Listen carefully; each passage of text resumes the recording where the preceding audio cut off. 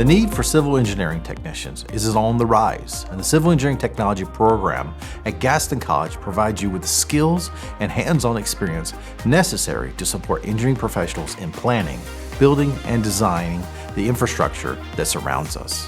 A student that is well prepared for civil engineering technology have an understanding of math and science and can work with others in a team setting. The demand for civil engineering jobs right now is incredible. We have employers coming to us on a regular basis looking for people to employ. And these jobs are well-paying and jobs that really provide opportunities for future growth, for individual development. The average salary is usually from $20 to $25 an hour starting. That's usually $40,000 to $50,000 a year with many opportunities for continued growth. The training in our program, specifically hands-on, is intense. At the very beginning, we talk about learning software, and then we get into actual materials. All the training we do in the program is accompanied with hands-on training, and we prepare you for going to work or educational outcomes beyond this if you want.